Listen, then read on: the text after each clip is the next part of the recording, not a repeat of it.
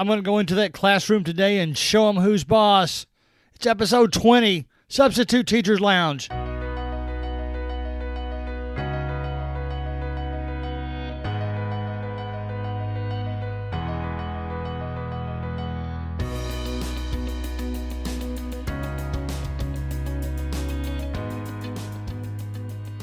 All right, stop what you're doing right now and listen up, or there will be serious repercussions. Now, I hope you guys know that was sarcastic. Do we ever walk into the classroom with that type of statement? Let's do it again. All right, stop what you're doing now and listen up, or there will be serious repercussions. We're going to talk about that today. I'm going to some things I had been wanting to talk about for a while that I have picked up in other places, some things that I think we need to discuss, and just some observations I've made. Everybody's got a different teaching style. Let me say that right off the bat. We're all going to do things a little bit different. I'm just going to share with you my observations of some of the things I've seen. First of all, two things. I've done enough SubAlert and Jobulator comparison now to do what I think, maybe finally come to a conclusion. I will tell you, as stubborn as I am to admit this, that SubAlert was probably my fastest notification. I'm going to say 90% of the time. Now, at the same time, Jobulator was often only maybe 10 seconds at the most behind that. But take that for what it's worth. If you like the style of Jobulator better, I'd say stick with it. I might actually become a SubAlert convert because I've seen how much quicker it is. Now, I don't like the way it's set up font-wise as much as Jobulator, but that's okay. I've learned to read it, and I've learned to understand it. So that's what I'm going to do. So take that for what it's worth. Secondly, I definitely want to get some more of you guys in here for interviews. So here's what I'm going to do. On the Substitute Teachers Lounge Facebook page this week, and then on the podcast next week, I'm going to start listing a list of topics because they're topics that I'm not as good at. So there's going to be a lot of them, obviously, that you guys will be. I want to get you guys on here for interviews. So I want some from across the country. We will do that. By the way, I mentioned the Curious Kid podcast. We've got something kind of special in the works there. It's going to take us a little while longer to get all that together. I hope you're listening to it. They just started a presidential feature once a week, too, that I've been using in class. So it's really good. Listen to that podcast.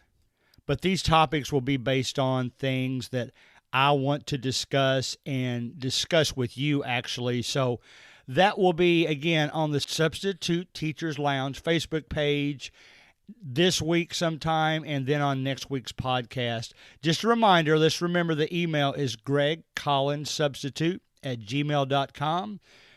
Twitter is @SubTeachLounge. And again, that Facebook page is Substitute Teachers Lounge, just like the name of the podcast. One other little piece of housekeeping that I want to reluctantly mention is, I hope you know from the beginning that I want this to remain an advertising-free podcast. I do want you to know that I have been approached in a couple of different ways about, this type of thing, and I don't want that to be a turnoff to the listeners. Here's what the conclusion I've come to. I do not want to just have any straight advertising on here, such as if somebody contacts me to sell a product that I don't use, there's no way I'm going to advertise that. So I'll say that right from the beginning. There's two other ways that I want to mention to you, and it's because of this. I actually want your opinion. I want you to tell me anything from, Greg, I think that will be okay, to, Greg, if you do that, I'll stop listening. Because first and foremost, this is here for you. I didn't set this podcast up to be a money-making venture. I just set it up to be helpful because I enjoy substitute teaching, and I know all of you out there listening do as well. There are two things that could happen, but I want your opinion first. First of all, there's just a licensing type thing that perhaps if I find something that I use in the substitute teachers environment and I really like it, I might share that with you and share a link to how you can have that too through the Facebook page or something like that. That gives me a few dollars and just helps me to, stay up on my equipment and pay my podcasting fees and that type of thing. That's the most I would do. I would never advertise anything that wasn't substitute teacher related. The other thing, I've been approached by they're getting very popular now. They're called podcast networks.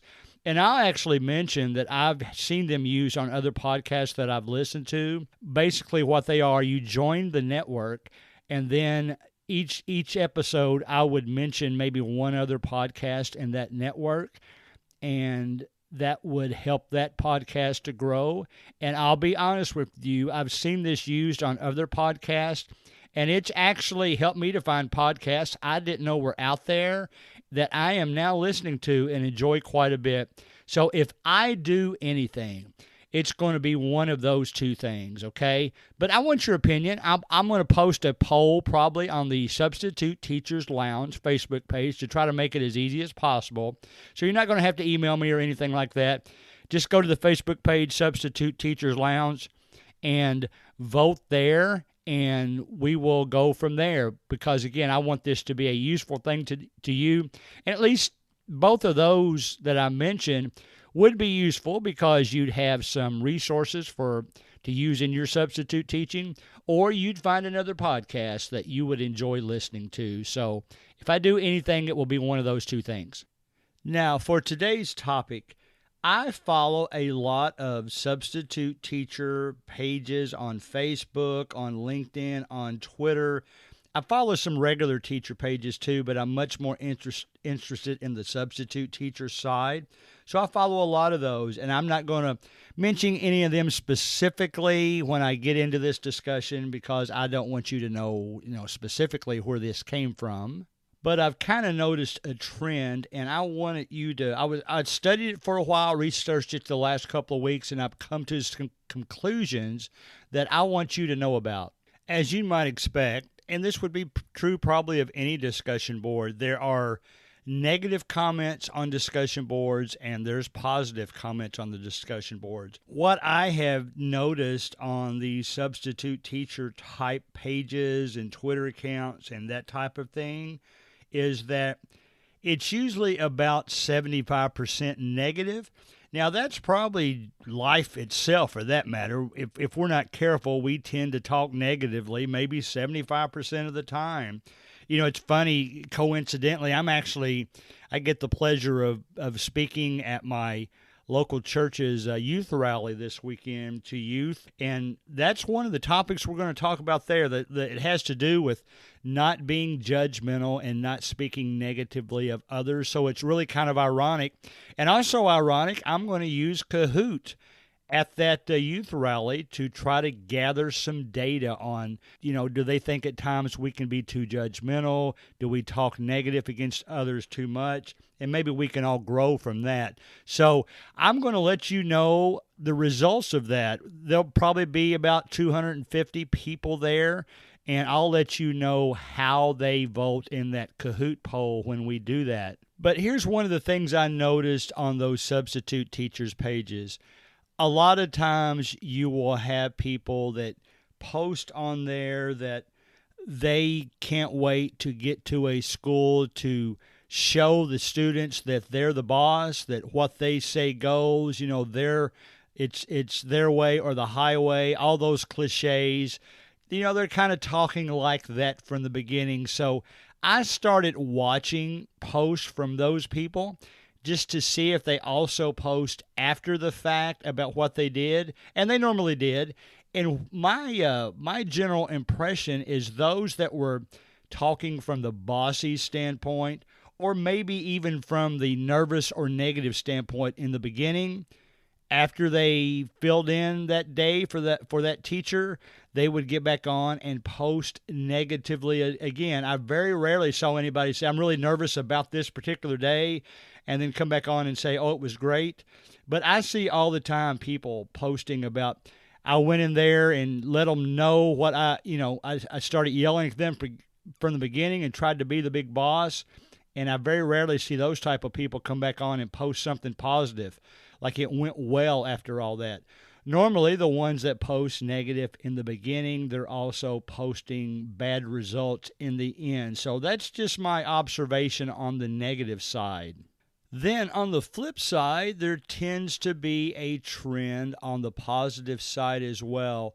I've noticed when people post, not so much that they're not nervous, but just post how much they're looking forward to substitute teaching in a particular area. Maybe it's the first time they've tried middle school or high school. I've actually run into that myself a few weeks back, where a substitute teacher came up to me in the hallway when I was substitute teaching before the day started. And she said, I'm a little bit nervous today because I normally teach in elementary school, and this is my first time in high school. So now I admit that is kind of a culture shock. It would be to me. I haven't taught that much elementary school at all. But, I could tell from her personality and her attitude that if she hadn't told me she was nervous, I wouldn't have expected her to be nervous. And she saw me at the end of the day and said she really liked it, and I've seen her in high school since then. So it went well for her. So other people on the discussion boards that I'm talking about now, normally when I see them post something that they're really looking forward to the challenge of substitute teaching at a certain level, usually after the fact, when they come back and post after the job is done, they talk, instead of talking negatively, they're talking positively about how well the day went. In fact, they're usually talking positively about it, even if they mention an issue that they had, because they were able to handle it and it turned out to be a positive day, and they and the students seem to grow together in that regard. So I want us to kind of sit back and think a little bit. What do we normally do when we go into the classroom? Are we jumping off the edge and trying to make them see how serious we are and how what we say goes and we mean business and all that type of thing? From the comments that I began the podcast with today, just to kind of get your attention. If I said that in a classroom, they would take it negatively and probably tune out right away. And if I constantly talk to you guys that way, I'd have no listeners left. You guys would just leave. You have the option of doing that. So I trend towards the positive side. So you know that, though. You've heard me share that before. And there are different teaching styles. I'm all right with that. You have to do what you have to do.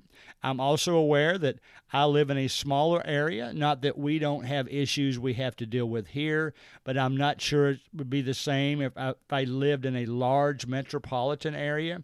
I'm not sure. I can't speak to that. Maybe the kids are the same all over. It's just a larger group of kids, or they're just in a different type of environment.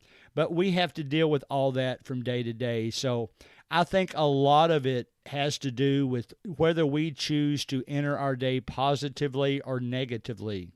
Let me give you an example that I had happen in past weeks. There was one student that I thought was, I wouldn't say extremely, but I would definitely use the word very disruptive in class. All the students knew it. All the students were really used to it. In fact, they told me he acted like that most of the time. So I tried to do some things to calm him down a little bit. Ironically, he wasn't just doing that, not doing his work. He was being disruptive while he was getting his work done. So it was kind of a unique situation. Occasionally, I would walk back there and sit in his area, and he would calm down a little bit. I kind of think I at times made him nervous when I did that, so I'd walk away a little bit, then I'd come back. I would speak to him cordially. I would call his name and say, "Come on, buddy, get your work done." And he would start back to work for a little while before he started being disruptive again. There wasn't any kind of safety issue. He never used bad language. He made some comments about things that he shouldn't have made comments about. That a couple had to do with the drug culture. He just laughed about it. You could tell he was all talk pretty much. But I just hung around with him. I tried to keep him focused, and I didn't know what kind of effect that would have. I could have done two things. I could have finally said, all right, I've had enough with you, and I'll write you up right now and do it. And I'm not sure what that would have meant the next time I saw him. But let me tell you this. I saw him a couple of days later just walking in the hallway between classes. He walked up to me and said, Mr. Collins, how are you doing today? And I cordially returned the hello in a positive way. And, it's so crazy to think that that was the same student that was being so disruptive in class. I'm not sure that would have been his attitude if I had written him up. We'll never know. But he was very cordial with me. And now, I'll be honest with you, I think the next time I have him in class, he'll still have his disruptive moments, but the fact that I still treat him positively as a real person and, a junior adult or a young adult or however you want to say that went over well for me.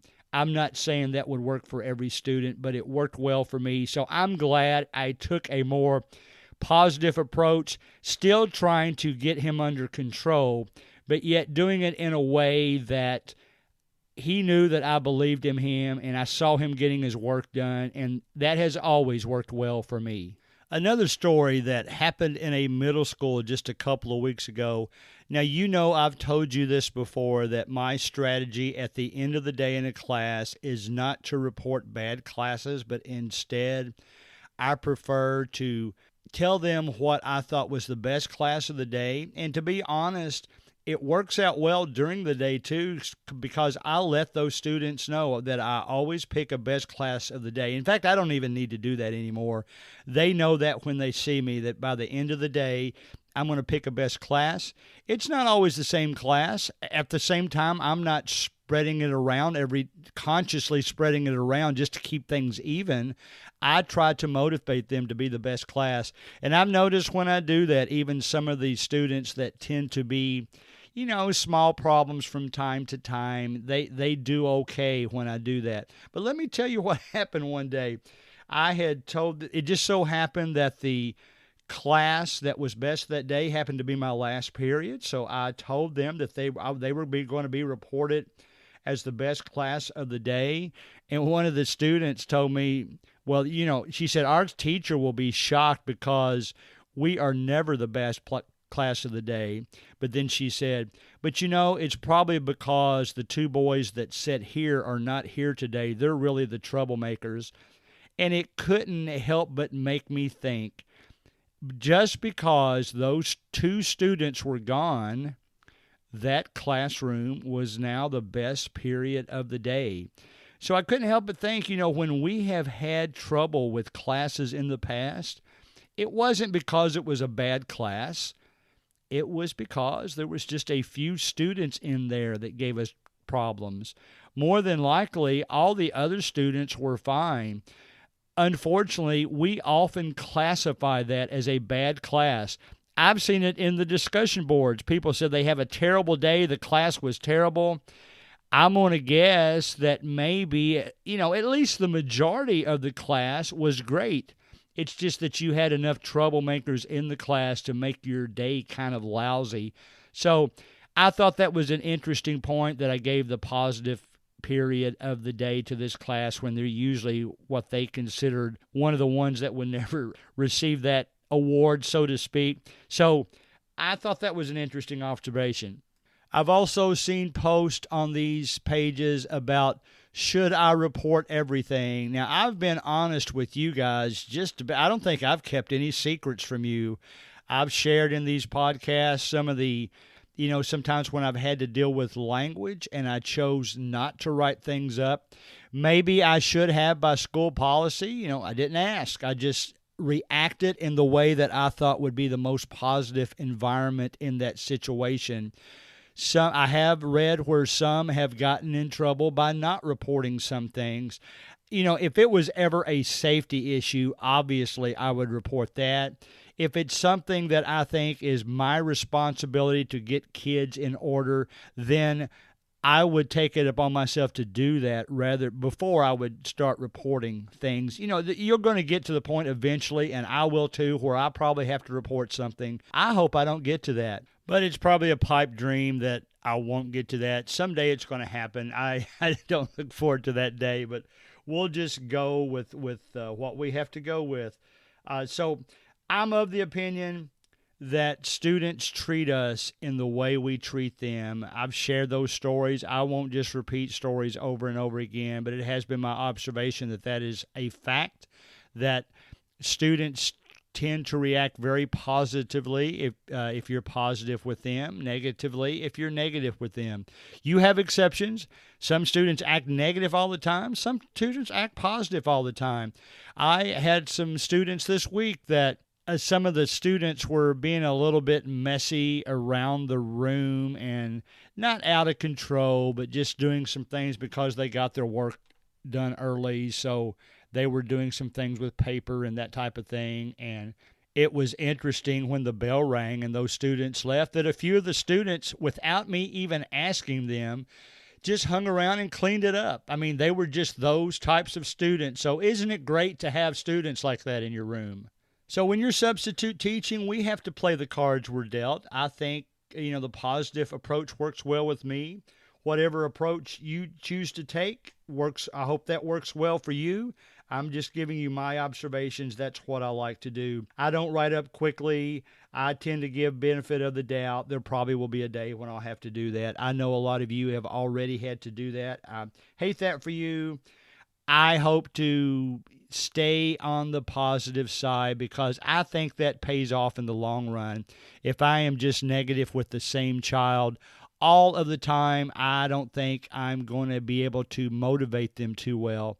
If I try to stay positive with them, even when they don't necessarily return the favor, it's kind of been my experience that they'll eventually come around. I mentioned the guy in the hall, the student in the hallway. It was just me and him talking when he greeted me in a cordial type of way. Maybe that is the only time he would ever do that, when he couldn't be seen by others. But he didn't look around. He walked right up to me and smiled and said, "Mr. Collins, how are you doing today?" And I returned the favor, and I thought that was a great moment. But I think the positivity pays off in the long run. There's only two other things that I've mentioned that I've read on some of these discussion boards, or just some activity on some of them. I know that a topic that comes up quite often is when you get in a situation, and this has nothing to do with the students, this has to do with actually accepting jobs. If you accept a job and then something comes up from a family situation and you have to cancel at the last moment, a lot of people will ask how they think it will affect them in the future. And obviously, that's an answer that only that district can answer because it varies. I know the way ESOP is set up in my area, I can cancel a job that I've accepted right up.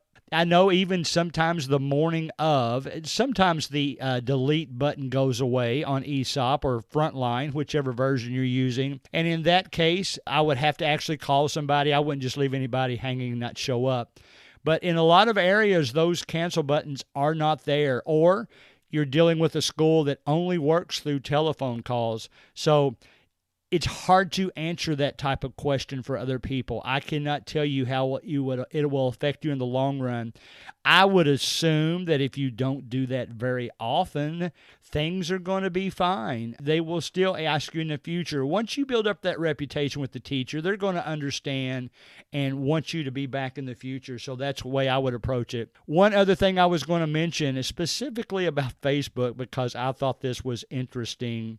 I'll tell you how I approach a situation. If I'm ever asked to become a Facebook friend by one of the students I have taught, I normally don't do that right away. And then if I see them, I'll just say, listen, I'm always concerned that when an adult accepts a invitation to join a Facebook page by a student that's under the age of 18, that I don't want it to present a situation that gives the appearance of looking bad. So I normally, if students ask me, like seniors in high school that are already 18, I'll accept those. I usually don't accept them when they're younger. It's not a hard and fast rule. You just have to gauge your students and go from there. What has happened to me a lot here recently, I have had parents contact me through Facebook and ask me to be their Facebook friend. Now, I've got to consider that flattering. They at least know through their child that, they think a lot of me as a substitute teacher. So I think it's very important for me to accept their Facebook page request. I do that. Sometimes it actually has to do with, in fact, often it has to do with parents that I have also met out on either the softball field or the volleyball court as an official. They've gotten to know me because maybe they're working the table when their team is playing. They talk to me while I'm over there, and we've really gotten to be friends. I know I've actually gotten a lot of podcast listeners from that type of situation too, so I'm thankful for that. I'm getting more and more teachers telling me, asking me to be their Facebook friend. So I am so excited about that. You know how Facebook works. Once you accept an invitation from a parent, you're probably going to get invitations from other parents that notice that that parent is now Facebook friends of yours. Same with the teachers. Once you accept a invitation from a teacher, you're probably going to get Facebook requests from other teachers that also want to be your Facebook friend. So I'm glad it works that way. I hope today has been helpful for you. I hope that you've gotten some ideas. I would encourage everybody to use the best approach that works for them. I'm just sharing my observations and telling you the best approach that has worked for me. So I'm glad you were here today for episode 20 of Substitute Teachers Lounge. We're coming up on Election Day. I assume all of us are going to have a little bit shorter week. I'll probably only have a 3-day week this week because I am also attending the Kentucky State Volleyball Tournament as a spectator beginning on Friday. So, and this just happens to be November 1st, 2019. I hope you've enjoyed the podcast, and we will share more with you on the podcast next week. See you next week.